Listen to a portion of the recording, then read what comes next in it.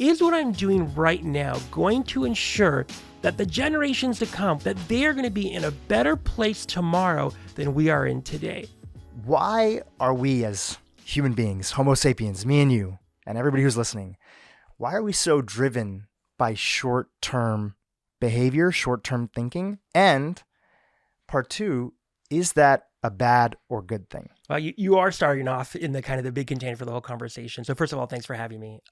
Look, if you and I are walking, 15, 20,000 years ago in the Serengeti or, on the Russian steppes, and all of a sudden a very large animal jumps out from behind a tree and starts chasing us, what you and I should immediately do is immediately react. We should be very short-termism. We should allow our kind of amygdala to kick in, right, our limbic system, and we should start running. Adrenaline should start pumping.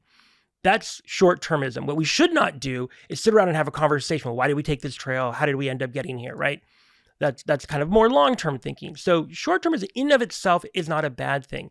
The issue becomes when it becomes the overriding mechanism by how we live our lives. And by that, I mean at the individual layer, right? So like how I react to a conversation with my wife or with my children, how we react in organizations, how we react as countries, and at the highest level, how we react and are behaving as a global planetary civilization of Homo sapiens.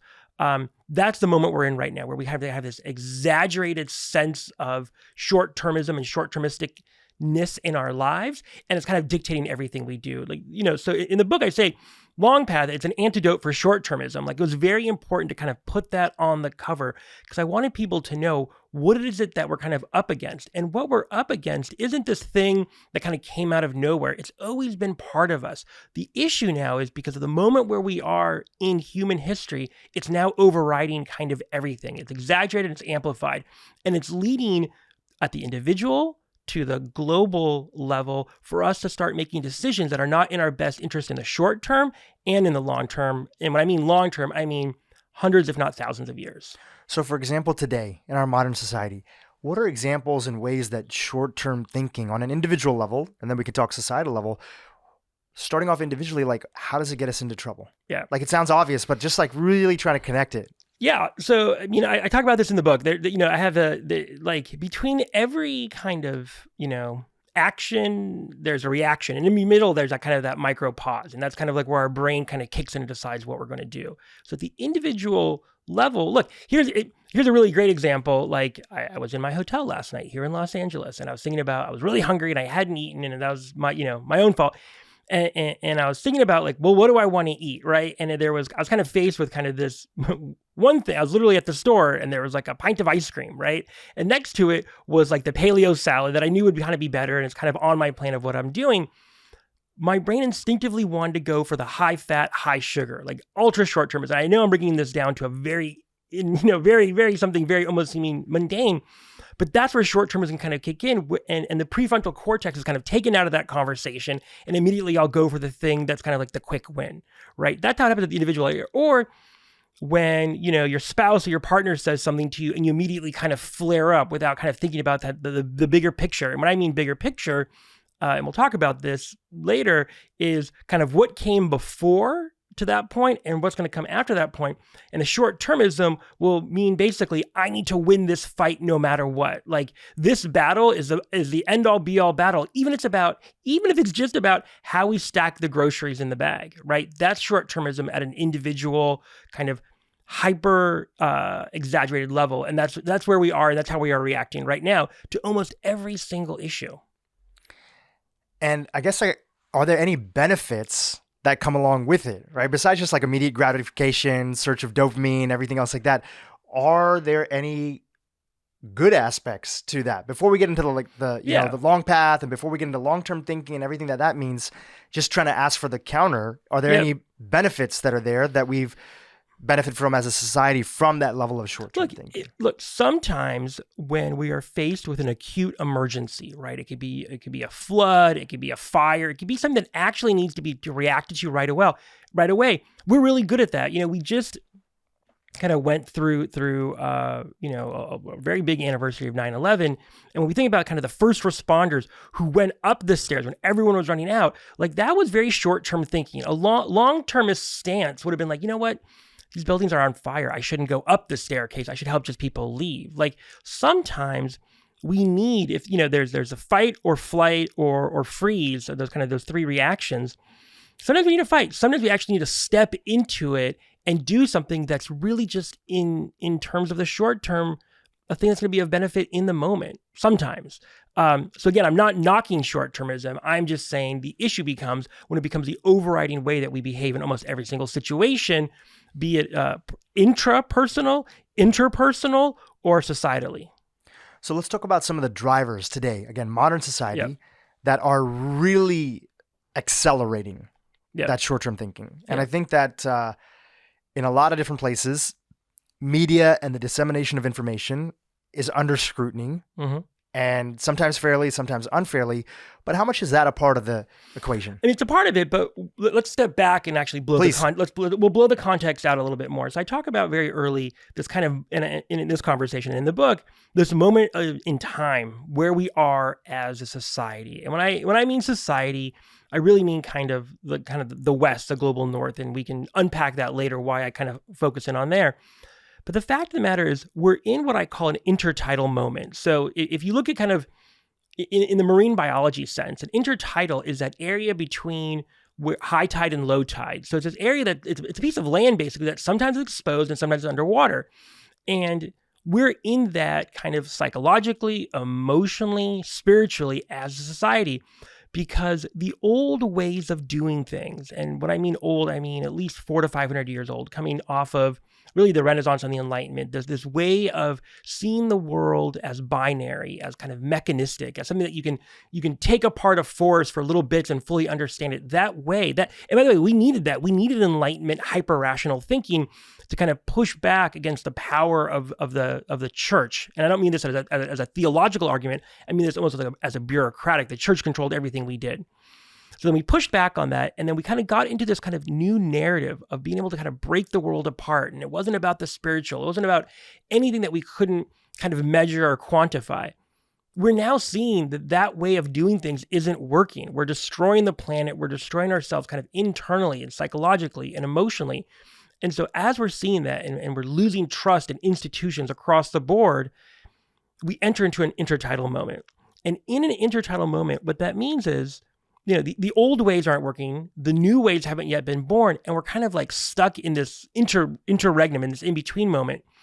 Going back to your earlier question, part of, I would say, a byproduct of being an intertidal is increased short-termism, because you really don't know what's going to happen next, right? So you're just kind of reacting. There's no kind of bigger story that you can attach yourself to. Remember, pre-Enlightenment, that big story was God, right? God dictated what you did, what you didn't do, and most importantly, God dictated what happened to you in the afterlife, right? You went to heaven or hell. So you had this whole kind of storyline written out for you, both in your living life, but also in the afterlife. So along comes, the Enlightenment and the scientific revolution, industrialization, and we kind of eradicate God in many ways, and in comes this way of kind of seeing this world in a very mechanistic way. Awesome.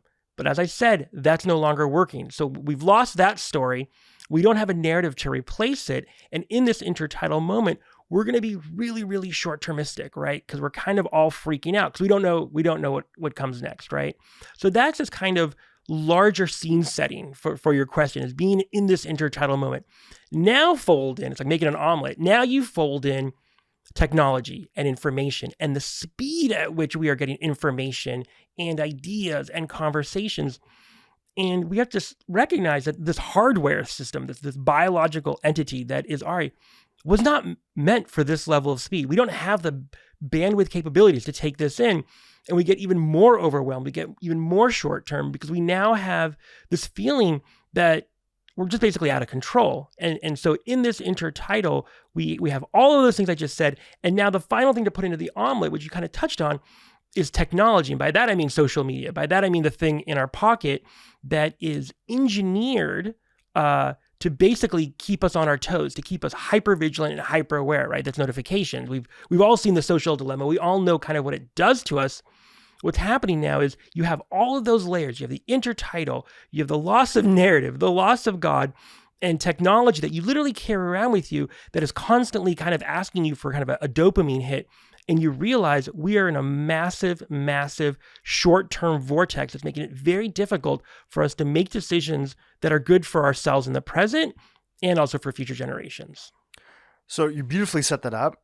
And we talked about the challenges of short-termism and what that gets us into. And we also talked about why we're in there, the intertidal. Yep. So give us the counter to that, the long path. What does it look like, and how can we begin to think about it as a perspective that we embody, not just for ourselves, but for society as a whole? Yeah. So Longpath is an applied mindset. So you have to step back and say, okay, I'm a futurist, right? And I've been doing this for 20 years. I work for really large organizations, the UN, the State Department, the White House, a whole bunch of really interesting folks have been bringing me in for a long time to help them think about what comes next and what they can do to best prepare for what comes next. And the timeline has usually been, in terms of how far they go, anywhere from, let's say, 5 to 15 years.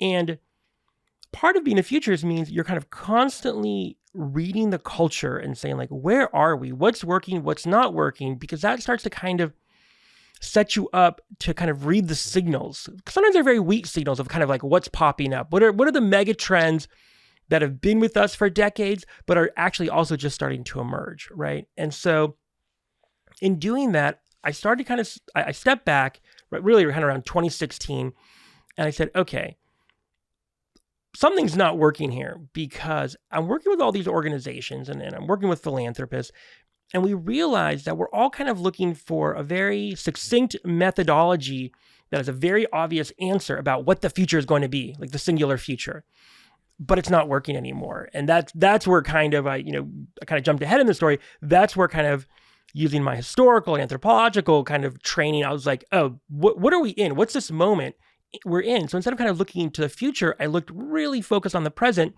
And that's where I was able to kind of surface this idea of the intertidal.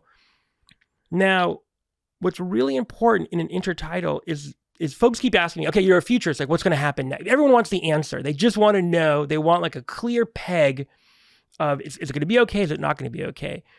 And what became very clear to me, and this is from some of the Soto Zen training I did in my 20s, also doing kind of a lot of work and offsites around the Indian philosopher Krishnamurti and others, is it's really important that we try to be in this moment, not with those answers, not seeking those answers, but with the mindset that successfully helps us navigate the intertidal. And so that's what Longpath is. It's an applied mindset, not to give you the answers, not to say, oh, everything's going to look like this, it's going to be perfect in this way, but to give you a way, almost to act like a GPS. So it's not the answers, but it kind of locates you where we are in this moment and helps us successfully move through it to actually get to the other side. And then but part of getting to the other side successfully is then being able to kind of co-create those futures that we want. Because that was kind of the biggest takeaway from all the research that I did and have been doing to kind of build out this mindset, is it's having an idea of what can be on the other side that is going to kind of pull us through. So that's what Longpath is. It's a mindset. Now it's basically built up of 3 pillars, and I'll go through them, and then we can like go deeper into each one of them. So the first thing is what I call futures thinking. This idea that there is not a singular future, but there are multiple futures with an S. I talk about this in the book. I'm often asked to speak on panels, and they'll say, oh, we want you to be on this panel on the future of transportation, the future of housing, the future of water, as if there's only a singular vision of what can be out there. And so I've said now, like, I refuse to be on panels where it's a singular future, right? So in the book, I go into obviously a lot more, and we'll go into that. The second kind of big pillar of the mindset, and I would say kind of where everything kind of rests on, is this idea of transgenerational empathy. It's transgenerational in the sense that it's for the generations before, it's empathy for yourself in the present, self-compassion, and empathy for future generations. And the third pillar is what I call telos, which is kind of ultimate aim and purpose. And again, all 3 of these make up this mindset, and the mindset itself is really a practice. It's something that you're kind of, once you kind of read the book, you become aware of it. And we were talking earlier, kind of like the feedback that I've been getting from folks, and they're like, oh, I just see everything radically different. And it helps me be in the moment in a very different way, which is exactly what I wanted folks to get out of the book. And then what they're able to start doing is finding others and thinking about solutions and visions of what they want tomorrow to be that both kind of pull them through this moment, but also kind of open the aperture to what's possible. So, it's interesting. The folks that, when you write something like this, you're like, I'm going to write, I'm going to put it out there. I don't know who's going to respond to it. And it's been parents, it's been CEOs, it's been people in national security, which is just amazing. I'm having a conversation with some folks in a couple of weeks because, again, this idea that we're in this moment that is being driven by these ultra short-term considerations, and it's not allowing us to actually think about what we want, is speaking to a lot of people. I want to go back to something that you kind of were touching on a little bit. I think a big picture question that a lot of people are asking themselves right now is the world getting better or is the world getting worse? And I'd love to get your perspective on that from this framework that you have. Yeah. So look, there is no other time in human history, Homo sapien history, the past 150,000 years or so, that I would rather be alive than right now. It is getting better. Look, we have a lot of issues, right? From race and class and caste and gender and politics and the environment. I'm going through all these like terrible issues. Those are all out there. Don't get me wrong. But here, the fact of the matter is, if I was to, unfortunately, like cut myself on something sharp under your table, I could go to the drugstore, put an antibiotic cream on it, and we wouldn't even think about it. You'd be like, oh, it's my first aid kit, put a band in it. That could have killed us not that long ago, right? So just on that level, I have 2 teenage daughters. A lot of what it means to be a young woman in society today, in terms of the things that I thought was getting better, we're walking back on some of those things. That being said, there is no better time than right now to be a woman, especially in America. That doesn't mean we don't have a whole host of issues, but writ large, this is an amazing time to be alive on all fronts. Doesn't mean we don't have a lot of problems and a lot of issues, but things are getting better. The question is, do we make it through this intertidal in a way that will lead to the long-term flourishing of Homo sapiens, not just the next 10 to 15 years, but the next 1,000 years, the next 5,000 years, the next 10,000 years. I wrote this book because I really believe the next 10 to 15 years will dictate that long-term course for us as a species. Another element that's related to that question, are things getting better or worse? And by the way, I agree with you. This is like, you look back and, we were talking about the group summit series. A few years ago, I went on a trip with them to my home country, the country that I was born in, that I haven't really spent much time in. That was Kenya. And we spent time with this modern day nomadic tribe, cousins of the Maasai, called the Samburu. Mm-hmm.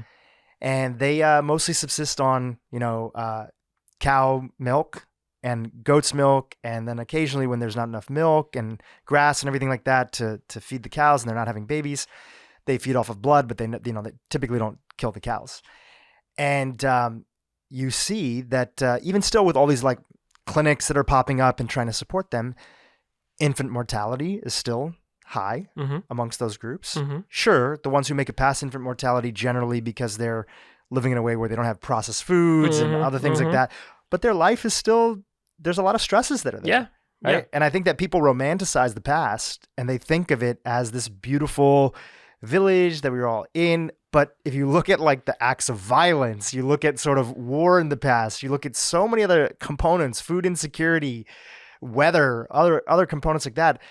It was rough. It wasn't easy. Do you know why we shake hands? Like when you greet someone, why you shake their hand? Do you know why we're shaking hands? Well, I know why in India they didn't shake hands. Well, yes. But I don't know why they don't shake hands. Why they do shake hands, rather. Well, traditionally, when gentlemen greet each other and they shake hands, it was showing that we didn't have a sword in our hand, that I come in peace. Like, we don't think that. Now we just shake hands, if we're feeling that, with COVID and all, we can shake hands. But we shake hands, we don't even think about it. It's just kind of like a customary greeting. But that greeting was to show, look, I'm not armed. I'm not going to stab you right now, right? So that wasn't that long ago, right? So look, again, I'm not making light of, we have direct acute violence, we have structural violence, we have structural systemic racism, especially in this country, if not globally, and between the global north and the global south. But things are much better in the fact that I can shake pretty much anyone's hand in the world if they're open to it. And I know they're not going to stab me. I don't even think about it, but I used to have to think about that.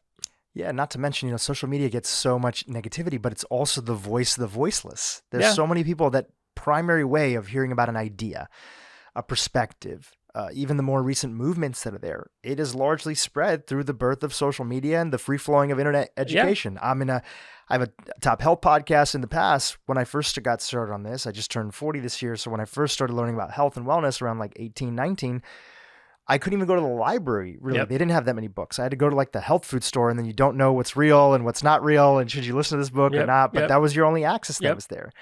And I think another component that I often think about is that this is not really about blame, but I'm trying to understand the landscape, right?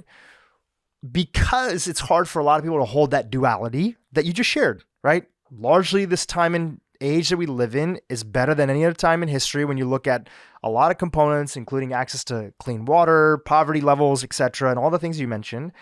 And we still have these other issues. It's tough for people to maintain a duality because they feel that it's either got to be one or the other. And I think that part of that is that when you have messages that are being sent to you every single day that the world's going to end, we're all going to die. And listen, I'm not saying that those are not important things to pay attention to. There's a little bit of a thing of you constantly feel under threat. You started off this conversation from looking at an evolutionary biology perspective and saying that it's hard to think long-term when we're thinking about daily survival. And I would say that it seems that a lot of people, whether it's in politics, whether it's in different areas of life, areas that people call divisive, a lot of people do feel like even though their life is pretty good, they're in sort of this fight or flight survival. Yep. Well, look, gosh, so many things to unpack there.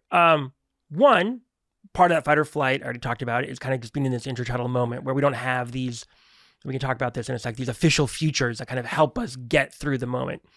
But if we step back, and I don't mean this, I don't not mean to be like subversive or insidious or conspiratorial, but like threat sells, right? Getting people amped up on things being bad sells.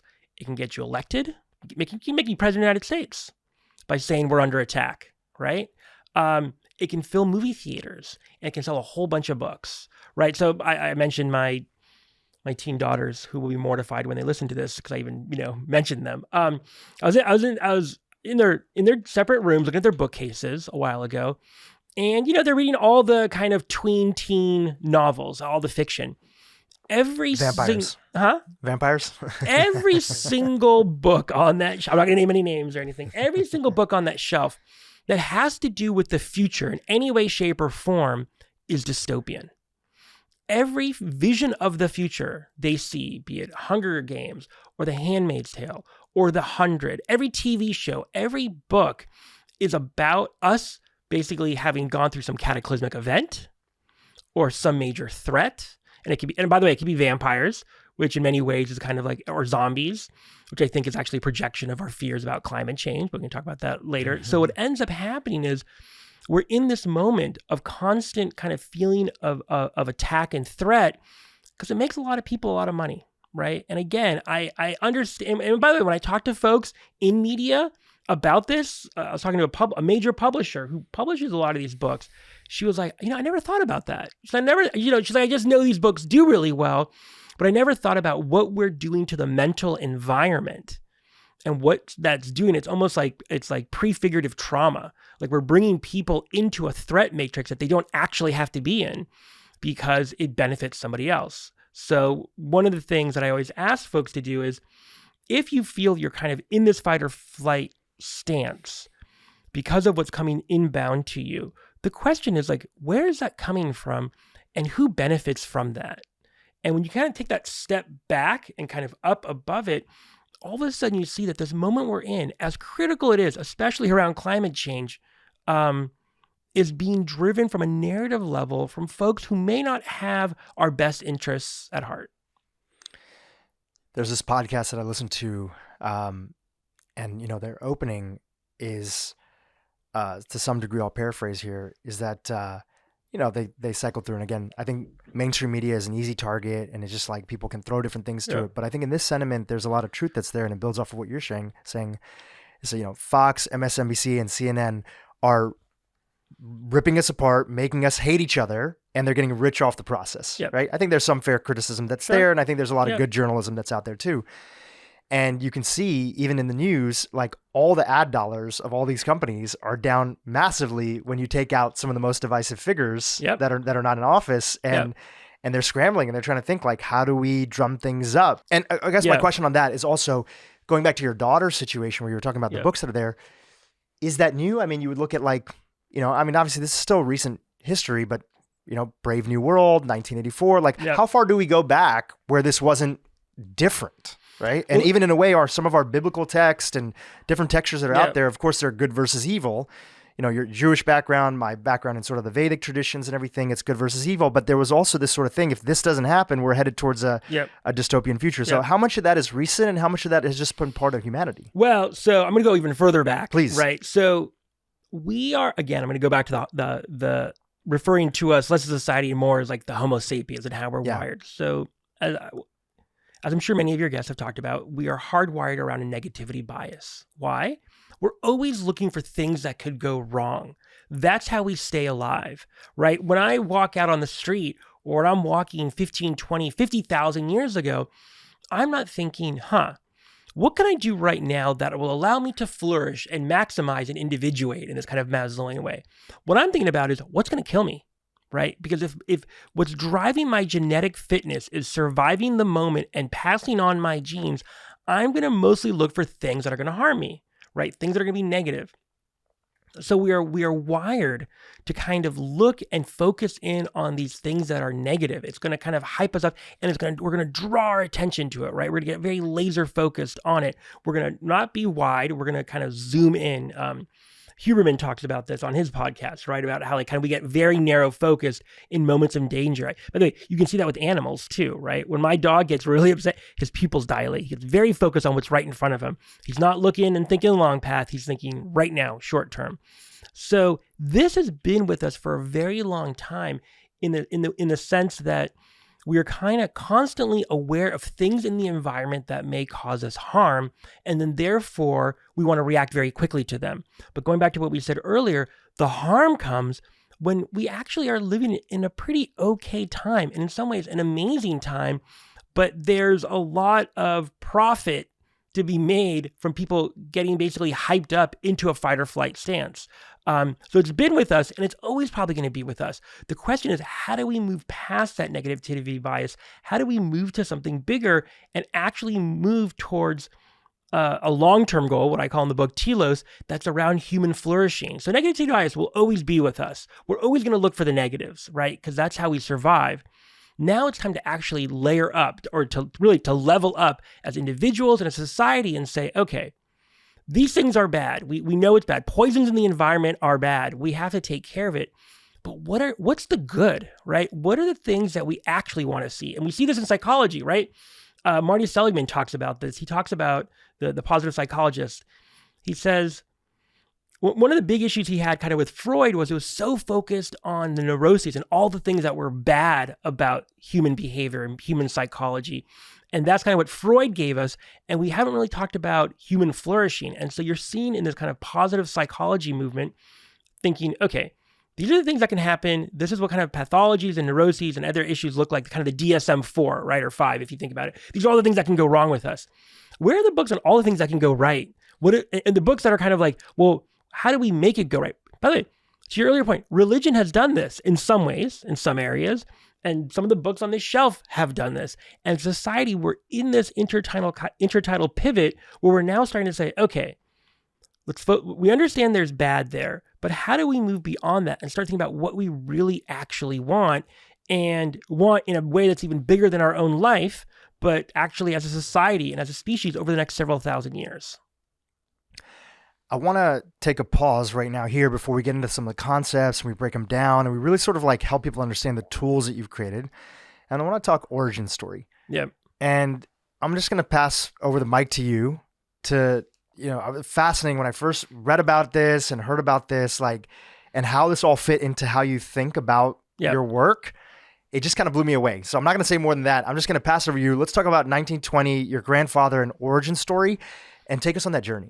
Well, it's interesting. So you said, 1920, my grandfather. Actually, 1920 is when my father was born. Sorry, your 1920 was your father. Your grandfather was. But that's how crazy the story is, right? Yes. You want to say grandfather when you say that year. That's like already you've kind of like slipped into why makes the story so nuts. Yeah. So 1920. So my father is born in a small town called Baranovich, and then it's in Poland, and he's born into a medium-sized Jewish family, and as you can imagine, he lived a kind of a simple life, right? If you've ever seen Fiddler on the Roof, that was kind of like my dad's life, right? And very much so. But that later, that was when he was raised, it was obviously a few decades after Fiddler on the Roof. But that you get the point. And so along comes the Nazis in World War II, and he loses two brothers on the front in the first weeks of the war. His mom and sister, eventually he loses, they're sent to Auschwitz and they're killed by the Nazis. What's left is himself, his brother, and his father they basically took all the Jews in this relatively large town and they pushed them into a ghetto, right? This is how the Nazis started their extermination and liquidation regime for all Jews in Europe, was they would kind of put you in these ghettos and eventually send you to the camps. So at one point, my father...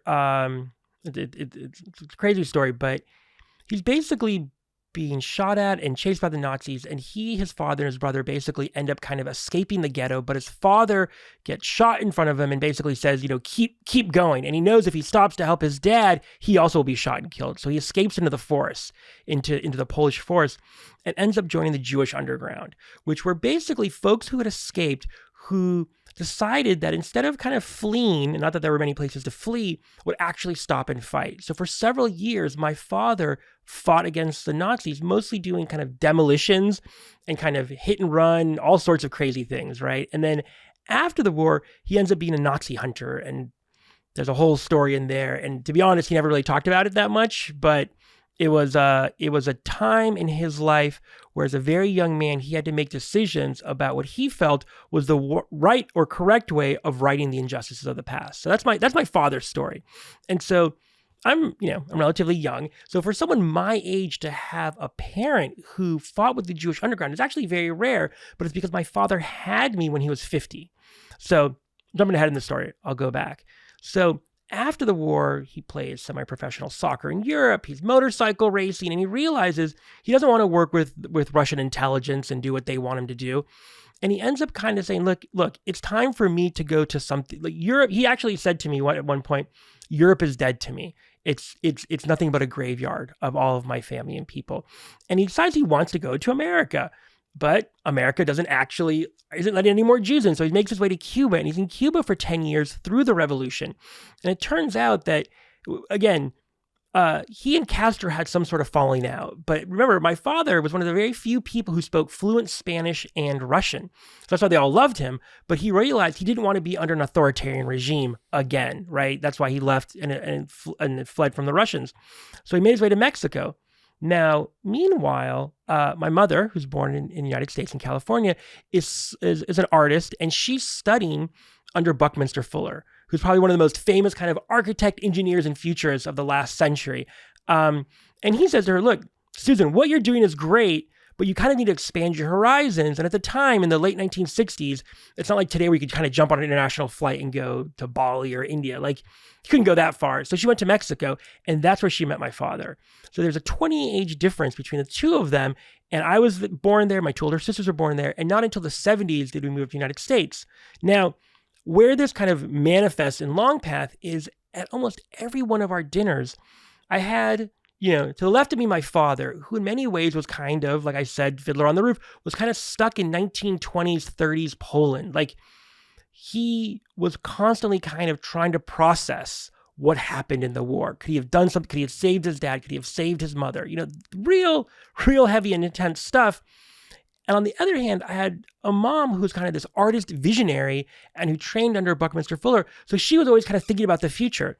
So regardless of whatever we were talking about at the dinner table, whether it's the Persian Gulf War, whatever it was, we always kind of looked at it through this 120 year span of time. Because my dad would always talk about, well, what happened to get us to this point, right? He was always kind of thinking about the history of the moment. My mom would then also say, okay, we're at this point, but how does this play out? Where is this going to go? So I grew up in a home where kind of transgenerational thinking was kind of the predominant way of thinking. So yeah, we talked about the present and what was happening with our homework and our friends and whatnot. But in general, I always existed in this kind of way of thinking and seeing the world through a futurist kind of artist lens of my mom and through a historical and I would say very pragmatic father who had seen the worst of humanity. And that all kind of goes into creating Longpath. So much there, such a rich story, so many layers that are there. When you think about your father and his focus on the past, just like a little side note question, do you think that there was some part of him that blamed himself for what had happened? Of course. I mean, look, let's step back. I'll answer the question. I'll go meta and then I'll go personal, right? We all have this inner voice and rarely do we stop to think, like, where does that inner voice come from? Like that's always kind of like running in our head. We think it's this voice that is kind of neutral. It's like the Switzerland. It's just there. It's not just there. It comes from society. It comes from our own personal history. It comes from systemic trauma and individual trauma. And so I think for my father, he always had this inner voice that was somewhat blaming of what he could have done differently, right? In the war, after the war, during the what have you. And so I think that obviously comes up in the book. Because a lot of the work that I do, especially, and when I talk about transgenerational empathy, especially empathy for the self, it was from seeing what my dad hadn't done that made me realize what we do have to do, right? He was on that silent generation that didn't talk about it, that didn't do the therapy, that didn't do the work that we all have available to us right now. And when you don't do that, that inner voice can kind of trap you in a swirl. And in many ways, that's where we are right now as a society. We're kind of in that swirl. And I'm advocating and saying in Longpath, as a precondition of kind of navigating this intertidal and making it through as an individual, as a society, and as a species, we have to kind of reconcile with that inner voice and with that swirl. And again, I love my dad. He was amazing. But really, I had a front row seat to what happens when we don't reconcile with the past, with what we could have done and what we could not have done. And we see what happens when that kind of takes over. You know, one of the things that you've talked about and that you share in the book is that it's important to start with the past first. Yep. You know, when you try to apply the layers of this transgeneral empathy to the present moment, you get trapped and caught up in a lot of different things. Yep. We'll talk about those in a second. But if you now with time and with time comes perspective. Yep.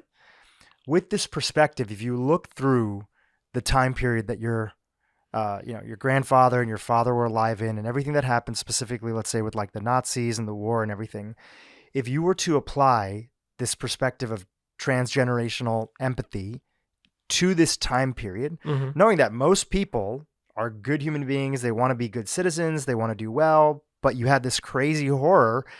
What would you see if you were applying it? Give me kind of that time period with the lens of transgeneral empathy. Well, this is not a theoretical question. This is something I've been grappling with for a very long time, right? Because I realize a lot of my trauma, like everybody else's, is inherited, right? But I have these really interesting layers because I have my dad's specific acute, but as a member of the Jewish faith, this is what I was raised in, was kind of this larger kind of context of the Holocaust, of how did this happen to us? Why did they do this to us? How did this happen? And it becomes very kind of binary in the thinking. Jews good, Germans bad, right? That's a very easy way to do it. That being said, I've had to kind of have my own way of kind of reconciling with the past, specifically the German past, as part of who I am. So I had many opportunities to go to Germany when I was younger and didn't go until about 15 years ago. And when I was there, I went to Berlin and I visited what's basically in the middle of Berlin, this memorial they have to the Holocaust and the Jews that were killed. And what I realized in that moment, and again, and I keep referencing, but I write about this in the book a little bit, is what allowed me to kind of reconcile with what happened to us at a family level and at a peoplehood level was that they were also starting to reconcile with their past, right? So in other words, if they had torn Auschwitz and the camps down and they didn't have a memorial and they said, well, let's not think about it. Let's not talk. Let's erase it. Let's have total erasure of the past. It would not only be difficult for me to move on, it'd be very difficult for the German people to move on. Doesn't mean you move on and you forget about it. It means you understand that what happened in a way that was both traumatic and it doesn't let anyone off the hook, but you have to work on yourself to make sure those things don't happen again and you're actually doing something about it. Very differently, by the way, than what we do in America, where we kind of erase what we did to Native Americans, where we erase, in many ways, up until recently, really kind of the role of slavery in the making of this country.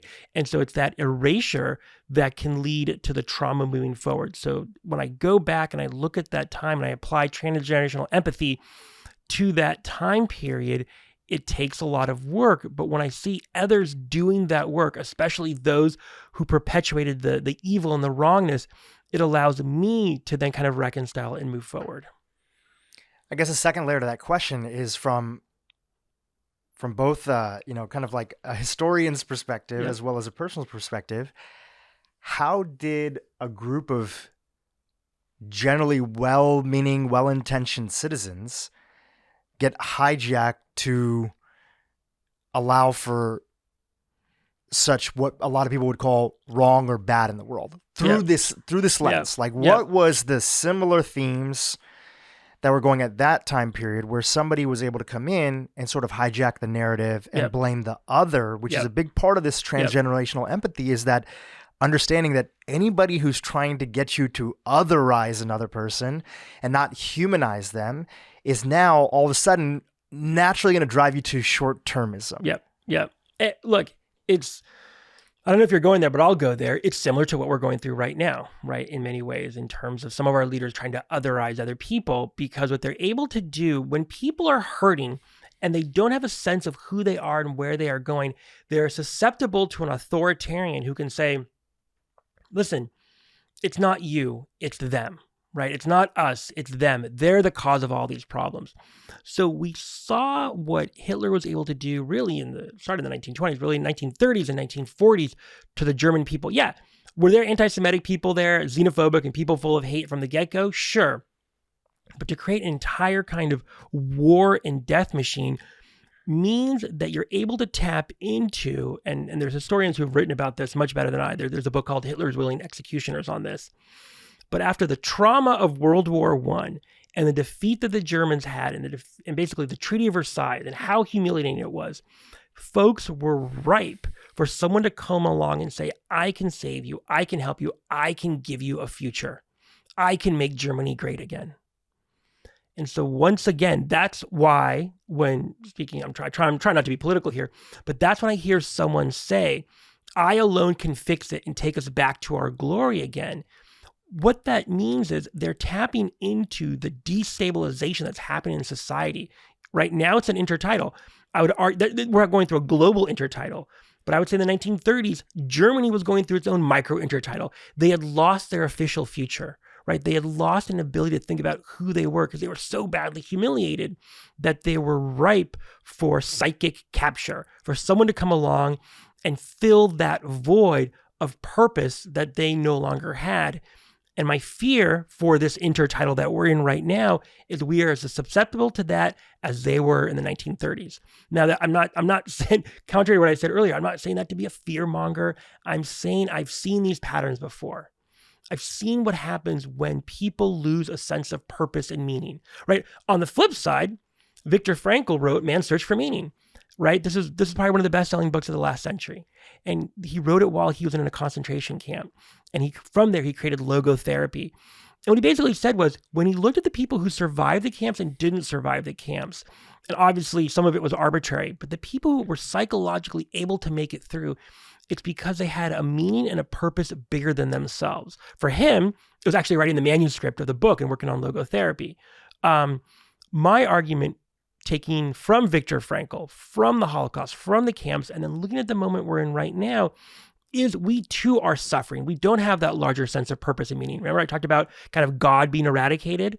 And so we don't have that audience to play for anymore. Like, what's the audience? What's the bigger purpose outside of the American dream or getting that car or getting that date or getting a certain number of likes on your feed? What's the bigger purpose and meaning, both to your individual life and blowing that up to Homo sapiens writ large? We have lost that.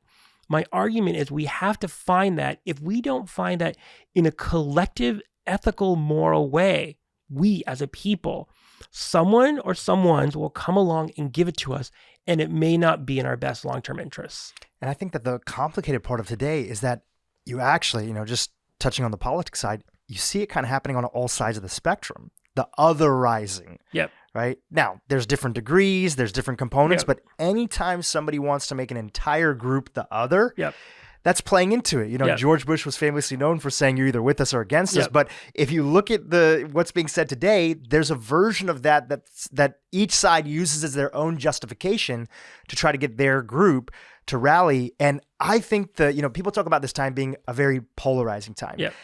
I sort of feel like out of all this polarity has come, and there may be a lot of bad that's out of that, but there's this whole spring up of more independent thinkers, nuanced thinkers who are saying, I'm not going to let one group hijack my belief systems. Yep. I'm not going to use identity as a way to say that I'm completely with this group because that means that I'm against with this group. Instead, I'm going to see each situation for what they are. I'm going to talk about the truth in those things. And yeah, sure, you may disagree with me, but let's at least talk it out. Yep. So I feel like that's the sort of silver lining in this time period. I've never seen as many independent thinkers. That includes journalists, that includes people that are finally speaking up like scientists saying that, hey, we need to take a look at this aspect or angle. That includes podcasts, some that you've been on that are out there. And I feel like that's a good time period. And I think in the past, it was harder for those voices to come to the surface. But now I feel like it's absolutely needed. So it wasn't just a monologue that I wanted to go on to. I guess the question I'm asking in that is that have things had to get kind of so bad that we have to have this conversation? Yeah, I mean, look, there's a lot there to unpack. Yes, in an intertidal, we see the kind of chaos and creativity, but it can go two ways, right? So if we think about not that podcast or animals, but if we think about the animals and the creatures that kind of flourish in the intertidal zone, it's mad creativity, right? There's mussels that will actually close up with seawater and almost make their own oxygen tank in a certain sense while the water goes out, right? So this creative moment when we're in flux, when all bets are off, is what we're in right now.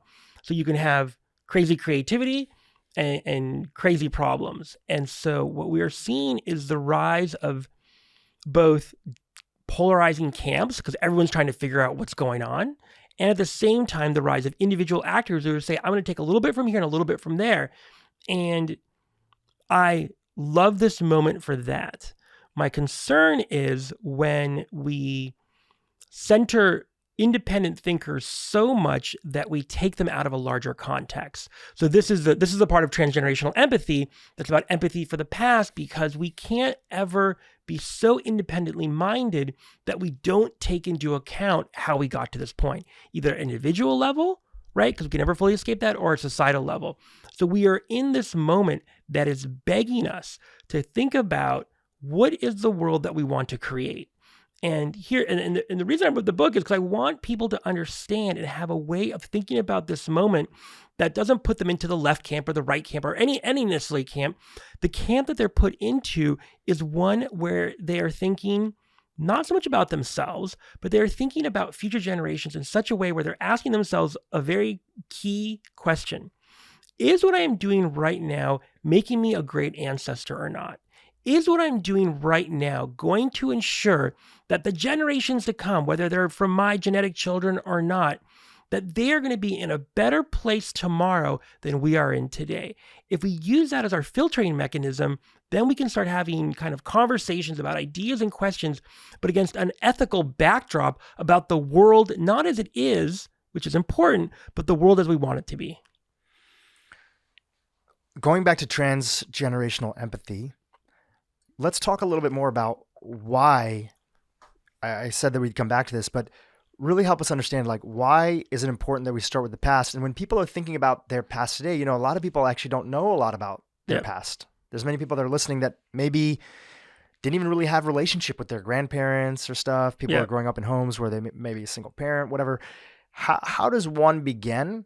And does it have to be their past, or can it just be this collective past? And what do? Do you take something that just angers you, that you've been taught to, again, say this was bad or this was good? Like, how do we start with the past for the person who's listening today? Is it you pick something that you care about, an area of life that you want to make better? Like a lot of the people that listen to this podcast are individuals that care a lot about sort of quality of food, soil integrity, and they've heard a lot of statistics like we only have like 60 more sort of harvests before we sort of we're out of top. Yeah, we're out of topsoil. Out of topsoil. And part of that is that some people feel within that we've kind of been hearing some version of like this. We only have 10 to 15 years left for a while. So how much of this is we keep true? Moving that back. Right. We keep on moving that back, and a little bit of like the Matt Ridley conversation on innovation is that humanity always rises to the occasion and sort of uses innovation to solve the problem. So let's talk about this audience here that cares about, let's say, like food. They're worried about things like GMOs. They're worried about toxins, pesticides, other stuff. How would that group begin to look at transgenerational empathy for matters that they care about? Yeah, I mean, look, so we can start with GMO, because that's near and dear to my heart, right? Like, so I try to avoid foods that are genetically modified because I have a kind of a reaction to that. The fact of the matter is, you have a reaction to that? Just to clarify a little bit. The reaction is like, I want healthy food that comes from a germline that is heirloom, that goes far back, that it wasn't intermixed, right? Because intuitively, I feel that is probably in the better long-term interest, not only for myself and my own health, but for the health of the planet, right? And at the same time, I realize we're going to soon have 9 to 10 billion people on this planet. And as much as I consume organic food and regenerative biodynamic agriculture is what we try to bring into our own home, from my understanding, as I see it, like the land and the resources that we need to do that may not match the accelerated rate of population growth. So then we need GMO, right? And I'm being overly simplistic about it because I'm trying to set up kind of how we go to the past. So when we look at the folks, especially in India, we're kind of around the Green Revolution, where we kind of started creating GMO-based foods to feed hundreds of millions of people, we were able to actually lift. The reason we had one of the reasons the Green Revolution in India was we were trying to move hundreds of millions of folks from having nutrient-poor diets to nutrient-rich diets. And because for climate reasons and political and industrial and other reasons, they weren't able to get those needs met. So along kind of came GMO, for instance. So transgenerational empathy, yes, when you read about it in the book, it's about your parents and your grandparents and what made you, and it's a kind of a much more psychological. But if we take it to the kind of a larger kind of almost policy area like you did with GMOs, we have to understand that folks who did that more often than not had good interests at heart. Not always, but sometimes. So transgenerational empathy is instead of kind of looking back and saying, okay, the people who created GMO were just evil and terrible human beings, and why could they have done that? And I'm super anti-GMO. We have to look back and say, okay, let's think about the context that they were operating in. Why did they did what they did? And how can we kind of take the best of that and move forward? Look, there are sometimes going to be very difficult to have transgenerational empathy in the sense of trying to find the good in it. We talked about the Holocaust. There was no good in that, right? There was I understand how the folks got to the point, but there was nothing great at the core of that at all. But when it comes to GMO or other issues, we have to say to ourselves, okay, maybe the vector that got us to this point isn't one we agree with, but what was the larger thing they were trying to accomplish for? Feeding hundreds of millions of people is a good thing. So then we take that and say, okay, now moving forward, how are we going to meet the needs of those people within that issue area? Let's say food and nutrition. Transgenerational empathy, what it does is it really looks at what we've inherited, and instead of saying it's evil, it's terrible, it's traumatic, saying, why was it done in that way? What was the context of it? How can we take the core that was part of it, at least the part that was about flourishing, and move that forward into the future?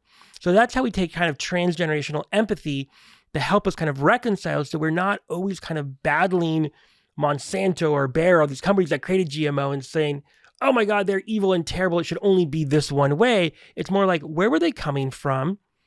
And what are the needs that they're trying to meet? And then how do we move forward in a way that is aligned with our ethics and morals, if not those specific technologies? So the book, again, is more for kind of the individuals and parents and leaders. But that's why I'm having this conversation with national security folks, because they're trying to reconcile, like, okay, we got to a certain point, but if we're thinking about national security over the next 100 to 200 to 300 years, what does that look like? And I'll tell you what, one of the things that I will be talking about is the Westphalian nation state. So even embedded within the idea of national security is the idea of the nation state, which is only 300 years old. Now, I'm not saying the nation state is going anywhere anytime soon or should go anywhere anytime soon, but we have to kind of put everything on the table and recognize what is it that we're really talking about. When we talk about national security, more often than not, we're talking about borders and terrorism. The reality is national security is really about protecting the humans within a certain boundary. We know those boundaries are going to be changing because of climate change. So we have to rethink even the entire notion of national security over the long term. That's transgenerational empathy, because we're now thinking about the actions that we have to take for humans on the move in the year 2150 because of climate change. Is a very different conversation. So that's how transgenerational empathy can manifest both at an individual layers we talked about, like with myself and the Holocaust, but also in these major kind of issue areas. Going back to you talking about GMOs, the way I look at it is like classic sort of like, what are the first rules and education that people get if they take debate class? In debate class, they specifically have you argue for the side that even if you don't agree with it, because the better you can argue and understand somebody else's argument, even if it's completely on the other end of the spectrum of what you internally believe in, the more that you will able to actually make your argument, because you know everything that they have to say and the reasons why they did it. It's always funny to me when I hear people say, I just do not understand why X, Y, and Z, a corporation, a person, a group. I cannot understand why this group does this. I cannot understand why that. Actually, that's our work, is to understand. And if you don't understand, there's a pathway forward, because if you leave it at that, you leave it as this group or these motivations are either crazy or conspiratorial.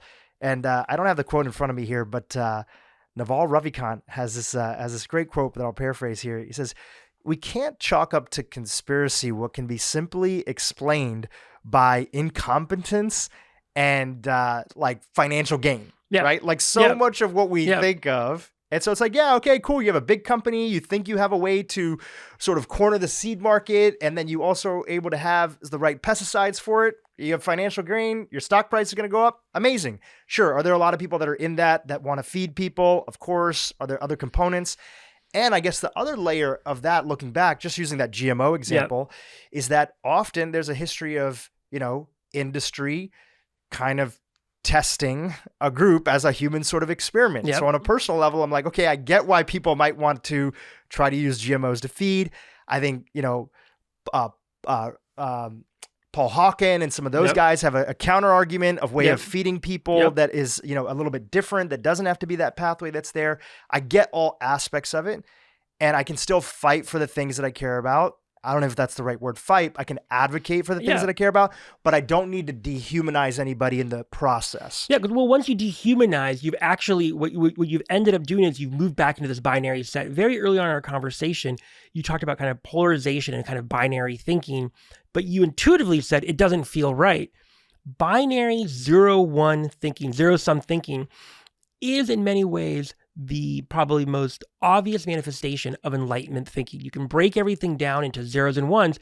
It's what we actually use in our computer code, right? It's zeros and one, on or off. This kind of black and white way of thinking is probably the biggest vestige of scientific Enlightenment thinking. Not that there's anything wrong, because we need zeros and ones, but if we think about, kind of stretch the metaphor, where we're going with quantum computing, right? So quantum computing is 0, 1, and maybe. There's like supersymmetry, right? It can be either on or it can be off. That's the moment we're moving into. And so if you haven't read the book yet and you're listening, I'm going to give you a little bit of a kind of a trip into the future of the book as you're going through it. Transgenerational empathy starts with the past, but really, as you move through the book and the exercises, you'll see as you kind of start doing empathy for yourself, right? And kind of self-actualization and understanding how it is you got to this point. what you end up actually doing is revisiting your empathy with the past, because you realize how much of what makes you you, that inner voice, what drives you, your behaviors, how much of that comes from things outside of you. As you kind of start to see that for yourself, you can now start applying that to your past, be it your parents or society. And yeah, you guessed it, to those around you in the current moment, right? That's why empathy is the superpower that we need to get us through this moment. One, so we can cooperate properly. But two, what it really does is it starts to kind of clears the racks for us to think about the futures that we want. Because if you don't do the work, and you just say, well, I want a future to look like X. This is my desired future. What you're really doing without doing the work and looking about how you got to this point and the work on yourself, your desired future might be a manifestation of things that were kind of foisted onto you without you being very clear about it. So in the book, I talk about the difference between a desired future and an examined desired future. And the examined part is when you start to actually recognize how much your own mental environment and past have influenced the way that you are today. Once you've done that work, you can start moving towards those futures that are actually examined as opposed to the ones that are just foisted on you. So once somebody's gotten a chance to do the work, and I think a lot of this comes back to also, you sharing that, you chat a little bit about this in the book, people are so hard on themselves for their past, which inhibits their future. I always laugh a little bit during January 1st and, end of the year, is people are trying to set goals. But when I talk to people about their goals and I talk to them about what they want to do, largely there's a little subtext that's there that says that I'm not enough, I haven't achieved enough, I've not done enough. That's a little bit of the subtext behind their goals. So a big part of my goal setting process, I've created this whole methodology. We've had a bunch of people on this podcast do it. They've reported back with like a lot of really great experiences, is that first we want to have gratitude for the past. And, a mutual friend, Andrew Huberman, he talks a little about this as well. Going back and acknowledging the things that went well this year. And specifically, I ask 3 questions. I ask, you go through every month and you ask yourself, who's somebody that I did something for this month, no matter how big or small? Who's someone that did something for me? And no matter how big or small, what's something tough or challenging I did? And when people go through that for an entire year, they have, even if the year didn't end up the way you wanted to, and this goal didn't happen, you didn't hit this weight or financially or whatever else, you have so much empathy for yourself, which actually gives you this energy of like, okay, I went through a year. I'm a human being. I did the best that I can, and I love myself. And I want to acknowledge all the good that's there, because we have this brain that goes to the negativity bias. Now, okay, set a goal. Is that a little bit kind of like the going from the empathy to like the future component? It's extremely, extremely similar. What's interesting is when you start to have, so again, not trying to give too much away here. The third, because I want people to do this in order, but the third exercise in the book is about having gratitude for your ancestors. It's for that very same reason, and understanding that not everything they gave you, not all of the baggage was negative. Some of it was actually good. Some of it actually shaped you into being a great human being. And by the way, that could be your genetic ancestors, or it could be thousands of years of ancestors. What that does though is there's a little sleight of hand in here. As you start to have gratitude for your ancestors, what it actually starts to do is it lets you kind of ease up a little bit on yourself, what you got to, because what you're really doing by having gratitude for your ancestors is you're starting to have gratitude for yourself in the sense of how future generations will look back on you. So more often than not, when we're kind of, I'm not doing enough, I'm not this enough, I'm not that enough. Part of that is we're not feeling enough in our lives connected to a larger purpose. But when we realize that we're not in this 100-yard dash, but we're actually in a much larger marathon, right? I used to run track, and I did the 4x100 relay. And it wasn't about how fast the runners moved, which is what you would think in a race. It was how fast the baton moved, right? And how it went.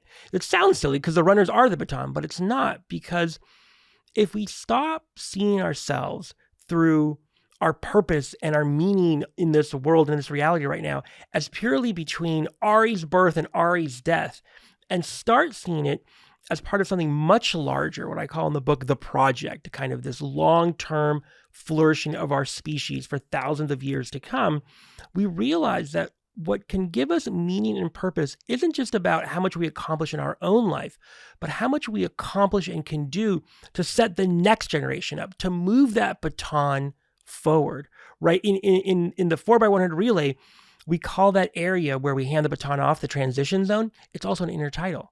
It's where we are right now. So the work that we do on ourselves right now isn't just about us.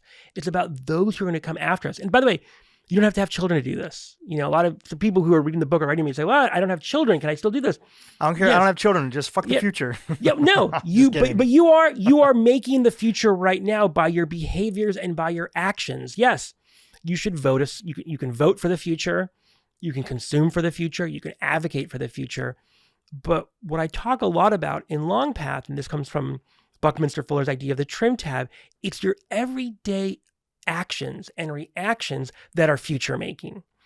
So the way you look someone in the eye, the way you show gratitude to what you did over the past year, the way you're showing gratitude at the end of every day and to every human action, because emotions are contagious, because they reverberate over time, you actually start to have a meaning and purpose that transcends your own life, that actually is about something really much bigger than yourself.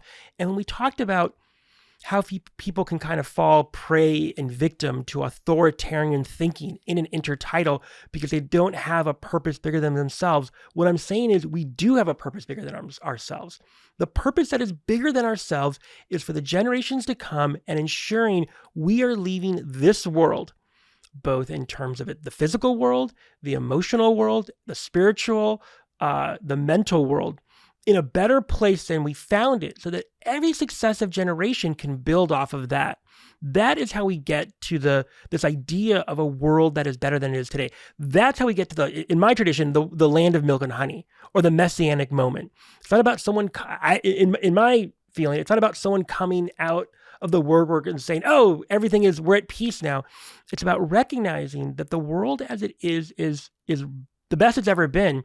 But we are not at the end. We are just at the very beginning of this Homo sapien project. And the things we do or do not do internally, the work that we do on ourselves, is as vital to ensuring the long-term longevity of Homo sapiens over the long term as much as how we kind of vote and what we consume. And that's the moment that we're in. That's how we set goals bigger than ourselves. It's goals about passing the baton properly that are bigger than us, just kind of running this singular race called my life from birth to death. I want to ask about this because you've mentioned it a few times, and that's the topic of climate change. Mm-hmm. And I'd love to get your perspective, again, through the Longpath approach, knowing that all groups on every side of the aisle can be guilty of sort of dehumanizing the others. Mm-hmm. And I think that one narrative that is there right now is there's both this sense of fatigue that people have of like, I'm hearing this is a big issue, every day a new article, a component, another thing. And the question is like, how do I play a role in it? And another part of it, which is, I do think that there are well-intentioned people who really care about climate change who want to dehumanize the other side that they feel that doesn't care about it, or companies that they feel that are contributing it, forgetting that duality of like, if we literally evaporated gas tomorrow or some other sort of, classic sort of fossil fuels, our world would be in a short-term like economic collapse situation, right? Yep. We're dealing with a little bit of an energy crisis right now with everything that's going on with Russia, Ukraine, etc. So if you were to give some guidance and you're on the panel of the futurist and you're saying like, using this humanizing approach, using this methodology, the steps that you outline, how would you shift a little bit of the narrative that's happening right now, if at all, when it comes to this topic that it seems like you care about a lot yourself on a personal level too? So I'm going to be working with the UN over the next couple of years on these questions. So what I talk a lot about, not as much in the book, but lately, is about how do we transition with empathy? How do we center the human in what we are trying to move through in this very process? So to your point, we know that fracking is bad for the environment and there's earthquakes where they're fracking, right? I also know that fracking employs hundreds of thousands of people. It pays for mortgages, it pays for college, it puts food on the table. And made the U.S. energy independent. And made the U.S. energy, and we can argue whether even that is actually even a good thing in a certain sense, but we don't have to go there. So When I talk to folks on team climate change is the number one concern, and we just have to eradicate and stop everything, a team that I'm in some ways very much on, I say, okay, that's fine, but these are mothers and fathers and brothers and sisters and cousins and uncles on the other side of it, especially if they're in the extractive industries. So as we transition, and we have to transition, we have to ensure that the folks that are involved directly in these industries are taken care of. And what often happens, more often than not, is we dehumanize them. Oh, they're just a coal miner. Oh, they're just a fracker. These are humans, right? And look, by the way, the same thing, we talked about food earlier. I have no doubt that at some point in the future, it could be 50 years, it could be 300 years, whatever it is, that we will figure out that the consciousness of animals is much higher than we think it is. And folks are going to look back on us and be like, how did they eat meat? Like, how did they have factory farms and not run to them and kind of, close them and throw everyone in jail?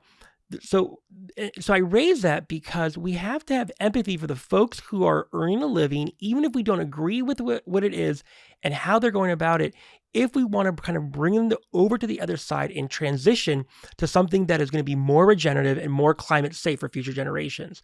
So that is how I'm working on climate change, is by ensuring that the folks who are on all sides of the issue, and those are the most impacted, be it the person who is doing the fracking or the kid in the inner city who has the dirty bus depot burning smoke and has increased asthma, making sure we take care of everyone as we transition to a clean post-fossil fuel future. Because if we just dehumanize, then what we're going to do is we're going to create these visceral short-term reactions. And it's going to be fight or flight, and it's going to be fight, and we're seeing it right now.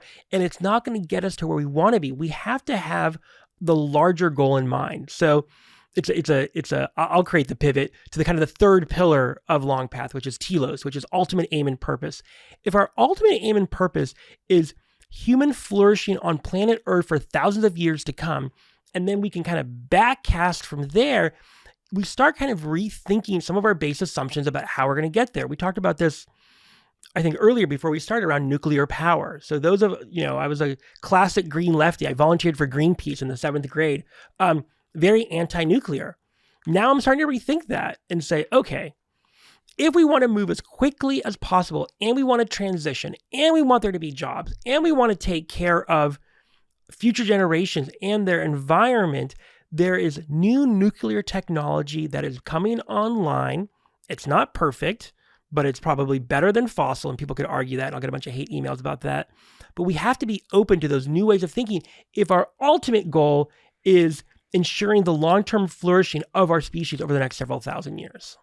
I think nuclear is a great example because not just yourself, but a lot of people are rethinking it. And it's not like the knowledge around that wasn't known for quite a bit of time. So part of this, like the layered and nuanced approach of actualizing and creating a better future, is also this ability to, it's like not being open to your idea changing. Your ultimate destination is still there. Yeah. But how you get there has to be some openness, because the idea, and there's a long trend of futurists being completely wrong on aspects. The idea that you single-handedly know the exact pathway that's there, and people get so indoctrinated into that approach, and that's in every category, right? Yeah. We're talking about energy right now, but that could be anything, is very tough, which makes it harder. And then we were chatting a little bit about this when we record, but I'll ask you now, it's sort of like consensus takes over. And if you're somebody at all that says, hey, listen, we should look at nuclear again. Many years ago, it was a few articles where Bill Gates was looking at, smaller nuclear opportunities. Salt and pebble-head reactors, and basically was shut down primarily from the left of saying, like, you cannot work on this. And no sort of municipality was even remotely even willing to allow the test projects to even get started over there. And essentially the project got, shafted for a little while. So I'd love to talk about that, because navigating consensus, we're dealing with that in medicine, we're dealing with that in a lot of different areas, and getting people on team sort of future requires a little bit of like, hey, I'm willing to have more debates and discussion. So how do we now at scale, once we've done this with ourselves, how do we at scale start to bring other people into the Longpath approach? Yeah, I mean, look, this is the beauty of the scientific method, right? We have ideas, hypotheses, we test them, we collect data.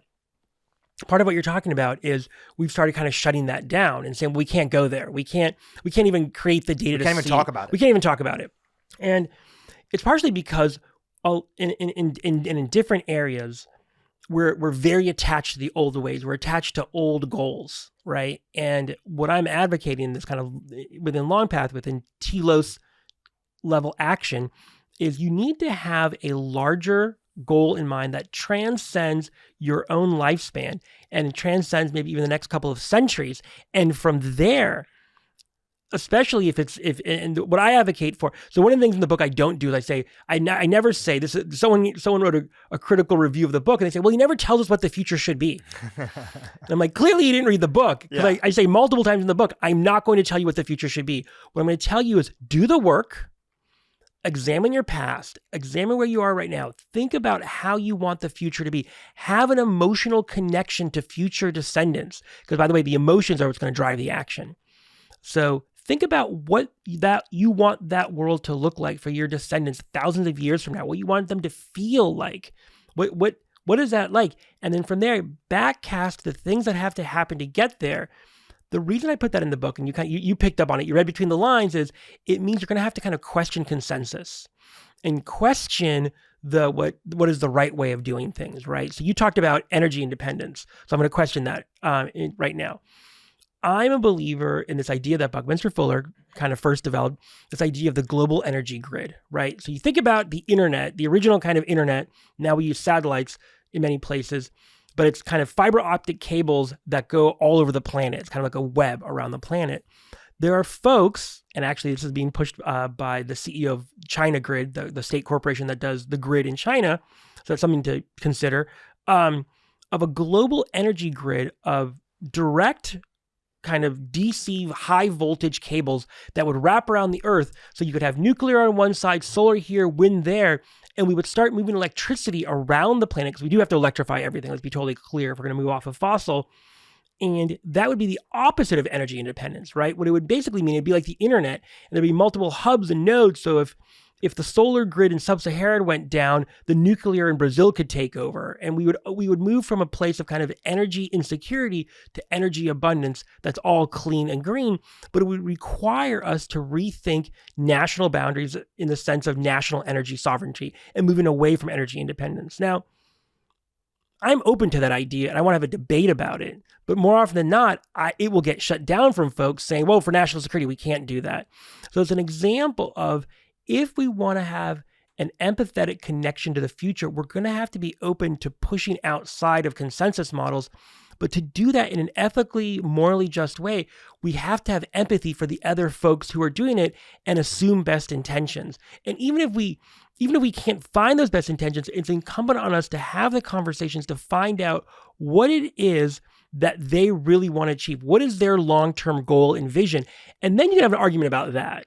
Because sometimes I've gotten into conversations with people around nuclear energy or other issues, and what I find is we just have very different visions of futures for Homo sapiens over the next several thousand years, right? They're coming at it from a kind of very xenophobic, white supremacist point of view that wasn't apparent at first. But when you kind of dig into it, you see like, oh, they really do want a separation of people like that. Like, these are probably people I can't work with. It's far and few between you'll find folks like that. More often than not, when you actually talk about what are the futures that you want to people across the aisle, you'll actually find you all want the same thing for your kids and your descendants. And from there, you work backwards to kind of blow open that consensus and start looking for new ideas afresh. Yeah. Also, sometimes I've had a little bit of that with like hardcore environmentalists who actually, their approach, and I'm just using that as a general term because that could be used in a lot of things. Yeah. And I understand I'm saying it in kind of a derogatory way. I apologize for anybody who's offended, but you'll get what I mean by this is that there's a group of people that want to go back in time. Yep. And that can be on all sides of the spectrum. If we Yeah. only I went was going back to say, to the way of the say, past, people who want to right? go back to this kind of romantic past exist across the spectrum. Across the spectrum, every area. There's people in food, that sort of Yeah. thing. There's people who think that we should go back to hunter-gatherer Yeah. societies Yeah. and stuff. It's just not going to happen. We're not going backwards. And we forget about the rest of the population of the world that is excited to get to the same things that we have as as a luxuries in our life that have made us, everything, better. I want to chat and sort of pivot for a second over here.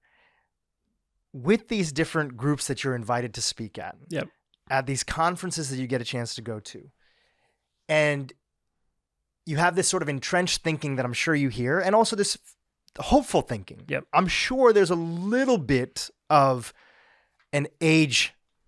Well, let me actually ask it. Is there an age difference in the openness for the Longpath approach? Generally, I've seen that people who have lived longer are a little bit more stuck in their ideas, although it's primarily not age, it's really mindset. You can have people that are 80 years old that have a mindset that's like super young. But in general, do you see a difference in terms of how this framework is received by young people versus old people?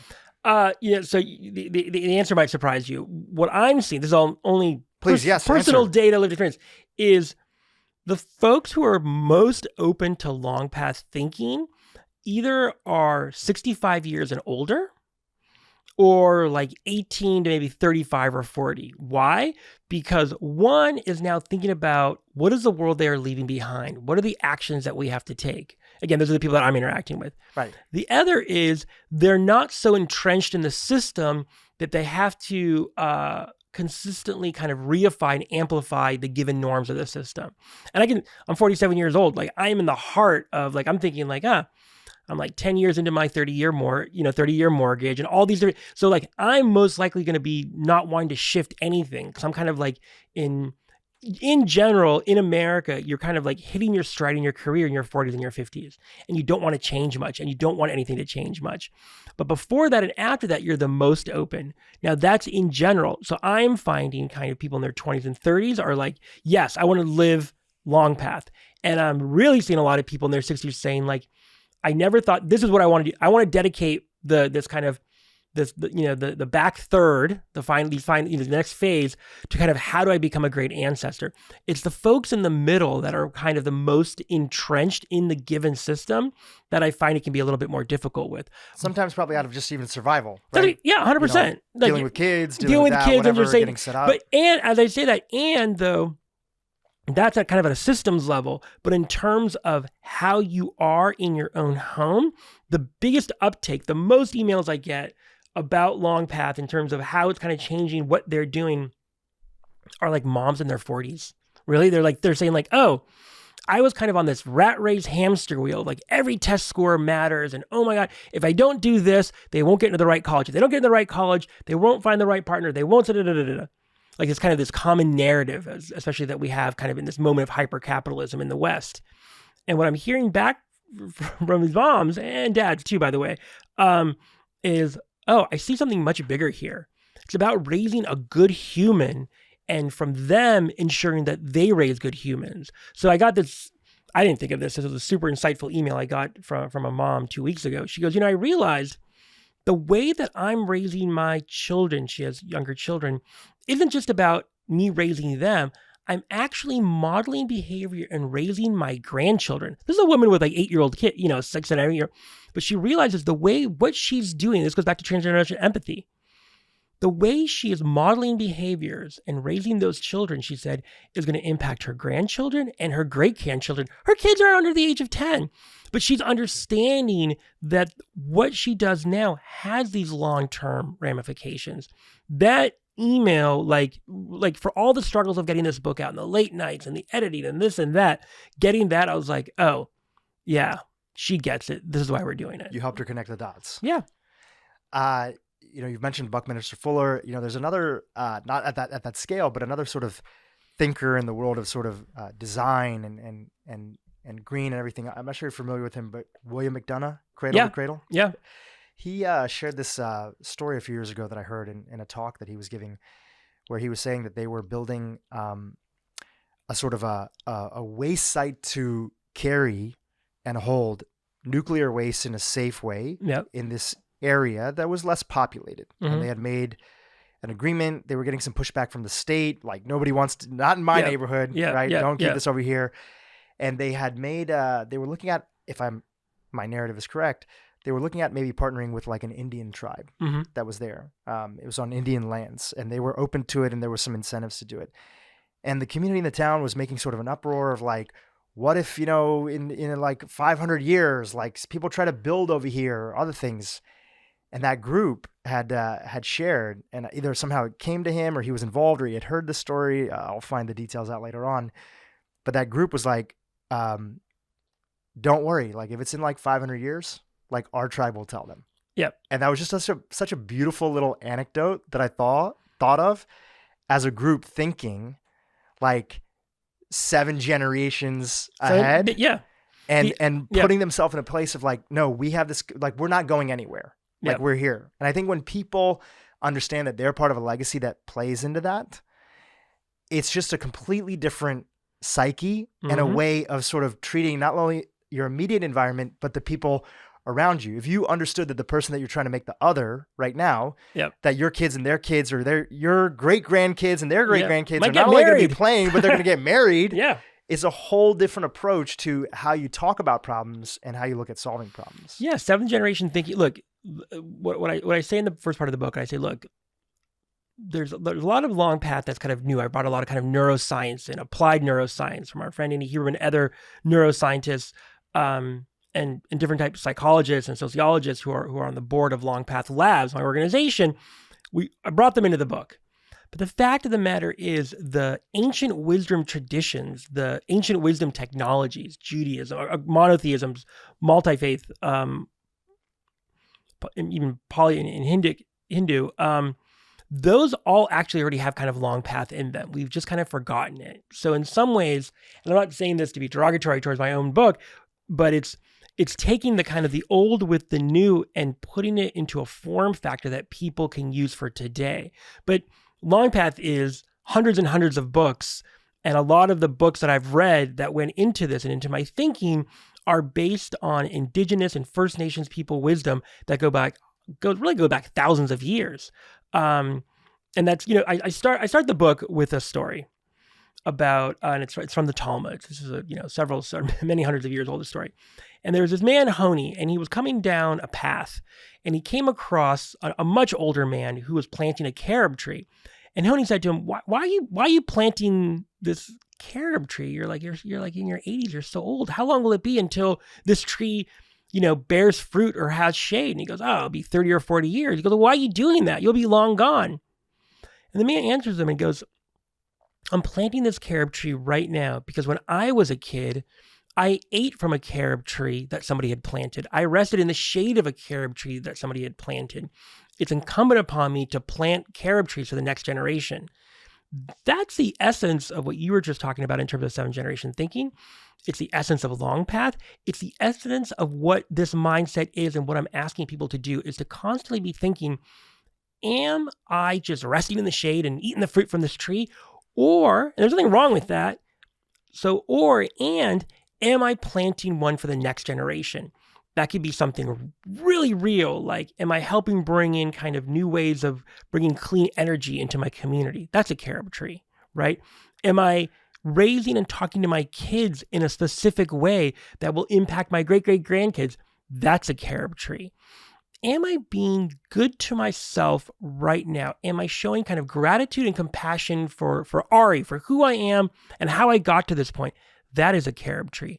That's all in here. And it's what I'm trying to ask people to do is to return to knowledge and wisdom that's been with us for thousands of years that we have forgotten. In addition to picking up your book, link in the show notes, everything, it's out there. Please, it's a fantastic read. What do you think is, like, we zoomed out a bunch and we've given, we're giving the framework that allows people to start applying it to their own life, to think about what do they care about? How can they forgive themselves and sort of their ancestral past and everything? How do they create a roadmap and a vision for the future? But if there was a tiny step, right? I'm a big fan of the work of BJ Fogg, Tiny Habits, everything like that. If there's a tiny step that people can do today that starts taking them in the direction of this thinking, and they can apply it to their life today. Is there something that you have in mind? Yeah, I mean, so I talked about this a little bit earlier. So Buckminster Fuller, my mom's teacher, was asked by the U.S. Navy during World War II to help them with a very big problem. They had these giant ships, and they couldn't build rudders big enough to turn them because the hydraulics that were necessary to turn these giant rudders were getting so big and cumbersome, the mechanics didn't work anymore. So he came up with this idea and this solution, which was to put literally a 4-inch piece of metal at the very end of the rudder, and it was called a trim tab. And he found that if you just turned that small little trim tab just a little bit into the force of the oncoming water, it would actually swing the entire rudder around. So this kind of trim tab thinking, this small actions, great effects, is unbelievably powerful. And it is that kind of micro thing that you're talking about. Bucky believed in this so much that on his tombstone, it has his name, it has the year of his birth, the year of his death. And then it said, "Call me trim tab." Because he felt that in every part of our life and every part of our day, we could do these micro trim tab actions that would change the future. So sometimes it's something very big and grandiose, like you run for president and you do a bunch of laws. That's something pretty big. Most of us aren't going to run for president. We just have the kind of what's in front of us right now with these trim tab ways of being. And so for everyone, to answer your question, it's going to be different. For some people, it's just going to be when they see the security guard in the office building, they actually hold the gaze for a second and rehumanize them and don't just grab their pass and keep going. It's something small that actually starts to amplify over time. For a lot of people, it's going to be something as very simple as basically, and this sounds kind of self-serving, but that's why I put it on the cover of the book, is when you're going to make a decision that seems consequential or even not totally consequential, that micro action you can do is just to pause and ask yourself, is what I am about to do or decide going to make me a great ancestor or not? It sounds like there's a lot of hubris in that, but it can be very, very simple. I used that the other night when I was at the market shopping for what I was going to have for dinner. I chose the organic biodynamic salad. I chose the thing that would be better for me and my health, that will put me in a better state of mind for your podcast, to be with my family in a few days, for the farmers, for the communities where that food was raised. Seemed very small, but that was the question I asked myself. And so sometimes we want it to be these big grandiose gestures that change the future. And sometimes it's as simple as just pausing. And by the way, that could be for consumption, and it could be for that argument you're about to have with your partner. Is what I'm about to say leading towards me being a great ancestor and us as a people, or is it going to lead us down a different pathway? That's a very small thing. Start there and then build up. Can I throw out one more my version of it, and you can genuinely critique it? Don't be nice just because I'm the host here. Say that's a stupid idea. That's a terrible idea. No. I was very fortunate to grow up in a household where my grandparents were pretty much there all the time. Yeah. And I recognize it's a complete sort of privilege in a way to be in a situation you can do that. And the more people I talk to, the more I see as every generation kind of goes up, we not only do we not have that much experience with sort of people as they age, we put them away in this society. Yep. We they also want their own freedom. A lot of older people that are there, they want their own freedom. They want to move somewhere else. They don't want to sort of be in the same environment as like their kids or their grandkids, other stuff. But along with that, you also see this very vulnerable and beautiful place where when you're getting a chance to talk to somebody when they are not too far away from death. Mm-hmm. And when somebody who's older or in that period where they're getting closer to death, oftentimes there's, the nature of conversation can kind of change. So my version of that one small tiny thing is, if you're somebody that hasn't really had a chance to spend a lot of time with people, especially as they're aging and getting older, going to a senior citizen's home, going somewhere, volunteering your time, or even going to your friend's place and spending some time with their grandparents and asking them questions. And I feel like a few themes end up coming up, right? If you can talk to somebody that is here and hopefully, Alzheimer's hasn't taken its toll and dementia and other stuff, is that there's a lot of things that didn't matter. Yep. Often if people are being vulnerable enough, their true regrets show up and you can start to see patterns and themes, areas of their life where they wish they would have been more courageous or not worked as much or, done their own thing.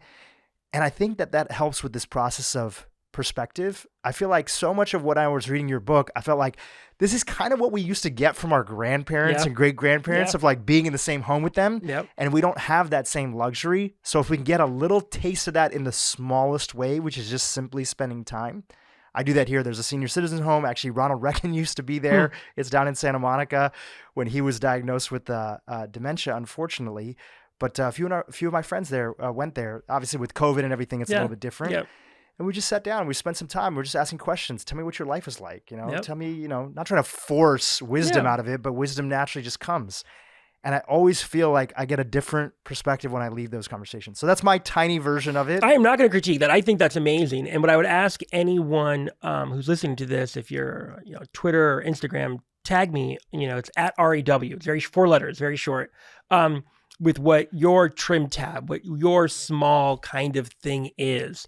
Because I would love to kind of, and I'm doing that, I'm hearing, this is the first time I've heard that. And it's beautiful and it's amazing. And it's 100% correct. It's very much kind of living Longpath, is to do the things that ensure that we maintain our humanity in inhuman times. And sometimes it's going to visit those folks. And sometimes it's doing, helping them. It may not be in the visit. It may just actually be looking them in the eye or helping them across the street. The things that as we move into this intertidal time that is going to be a little bit rougher than we want it to be, just as change kind of becomes more tectonic, what's going to keep us moving forward, yes, is this grand vision and goal of what we want, this telos, this what I call the project, human flourishing over thousands of years. But at the micro moment-to-moment layer, it's going to be that we see each other as humans, de-otherize the way we've been doing it so that we move forward together on this collective path, not on the individual path, not about my life from birth to death, but about all of us moving forward from hundreds of thousands of years ago to hundreds of thousands of years from now. It's a beautiful and important message. Ari, thank you so much. The book is out there, Longpath, Becoming the Great Ancestors Our Future Needs. Any final places you want to direct our audience if they want to keep in touch with you and your work? If you go to longpath.org, you can sign up for the newsletter. On social, it's REW everywhere, but especially tag me with your ideas because I'm going to kind of resurface those and put those together. We're going to be starting back up again, Longpath Gather, which is where we bring people together in different cities around the world. We were just starting to kind of beta test this before COVID, and we had to kind of shut it down, obviously, and we're bringing it back up. So if you're interested in that, you can sign up for that at longpath.org as well. What does that look like? Like decentralized meetups, people just getting together? Exactly. So Scott Heverman, who started meetup.com, actually helped me, was one of the kind of people who helped me kind of think through this. It's about folks coming together. We have a curriculum, something called the Longpath Journey. So it's kind of like a workbook. So it's the questions that you find in the book, but a layer deeper, because at the end of the day, and now I'm giving away something from the last chapter, Longpath can't really be done alone. It's a relational mindset. You have to be doing it with others. So a place to kind of practice, a gym, if you will, of becoming a great ancestor is what Longpath Gather is. The idea is that you start with the journey, you start with the workbook. These are pretty much self-run in many ways and in many cities.